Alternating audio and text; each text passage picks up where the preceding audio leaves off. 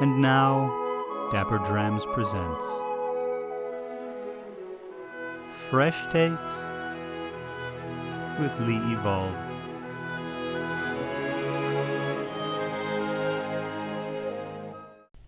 Hello, welcome to Fresh Takes. I'm Lee Evolved, and if this is your first time tuning in, this is how this segment works.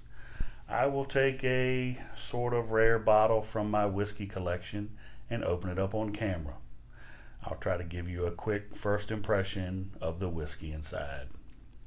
I'll also talk a little bit about the bottle's creation, maybe some things about the distillery you might not know, and we'll talk about price and availability in case you were wondering how you can acquire a bottle for yourself.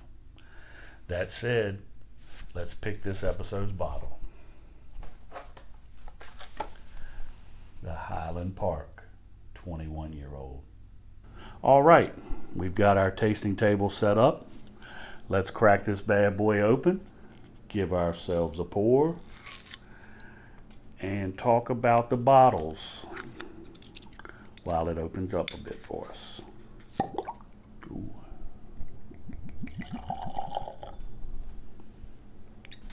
Did you catch my grammatical faux pas? I said bottles, but it wasn't a mistake. If you notice, I've got two bottles of Highland Park 21 sitting here in front of me. Did you notice the different packaging? What gives, you might ask? Well, in 2007, Highland Park initially released the 21 for the worldwide travel retail market. But in 2009, it won Best Single Malt Whiskey at the World Whiskey Awards. Well, that left Highland Park scrambling to catch up with the demand, so in 2010, they did the unthinkable. They started releasing it at a reduced ABV of 40%. The original bottling was 47.5%, and thankfully, Highland Park went back to this in 2012. The entire line was discontinued a couple of years ago when they started flooding the market with non-age statement whiskey and then rebranded the core lineup to the new Viking theming. Since these bottles have been discontinued now for several years, they've definitely become harder to come by. Your best bet is one of the auction houses out of Scotland, such as Scotch Whiskey Auctions, or some of the higher end online retail stores out of the United Kingdom. Over the last 8 to 12 months, which is when I bought both of these bottles, prices have remained pretty steady, going from $180 to about $250 a bottle, and you're not going to get any discount for the lower ABV version. 20 minutes later. All right, we've given us some time, so let's get on with the tasting experience. I'm gonna give all the nosing and all the notes on the 40% version, just because that's what I opened for this episode. But at the end, I think I'm gonna give the 47% version a try and just see if I can pick up on any subtle differences. So let's go in for the nosing.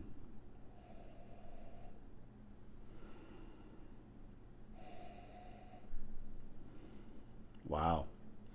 So it starts out just like you'd expect most of your Highland Parks. It's definitely sherry cask.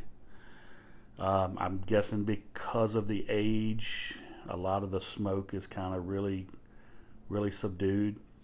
I'm getting a more tropical nose than just a standard sherry cask, which you would normally associate with just berries and orchard fruit and vanilla. This is definitely more tropical. There's a leathery kind of characteristic there, and there's absolutely no sense of the heat. There's a little bit of wood characteristics, but again, I think because this is the 40% version, everything's definitely going to be a lot more tame. But that said, it still smells wonderful.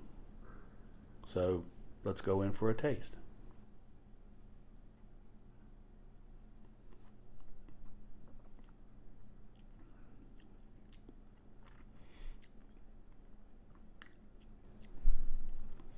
Wow. Very, very nice.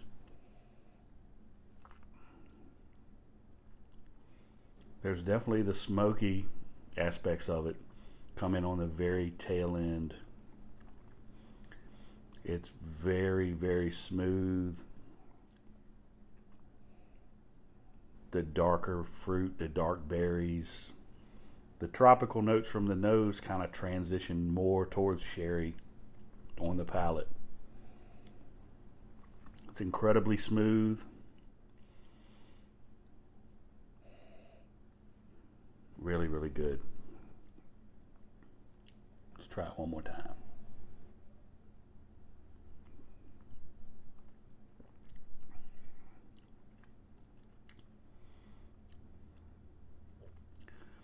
I think I definitely prefer this over the 18-year-old, and the 18 is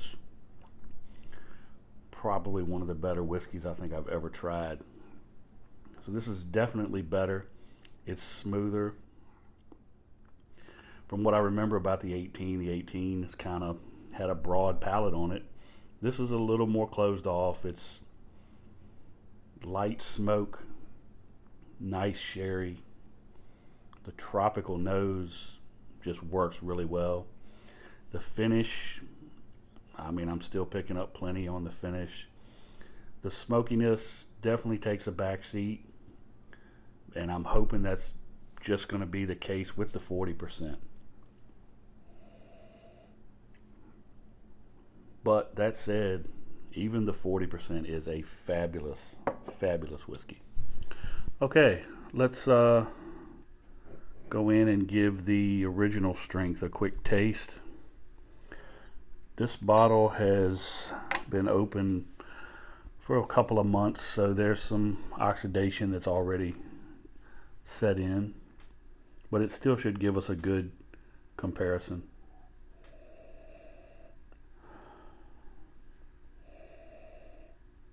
The nose is still kind of heavy on the dark fruits, and there's still some tropical notes lingering.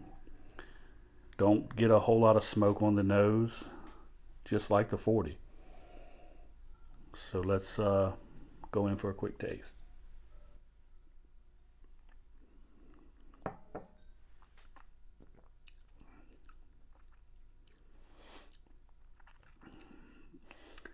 Definitely stronger.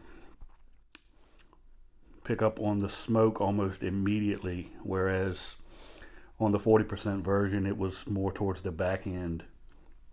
This definitely has more smoke, and it's more lively. That extra 8% of ABV definitely makes a difference. Still really, really good on the overall mouth coat. It's luscious, the dark berries, and the smoke lingers a little bit more with the stronger version.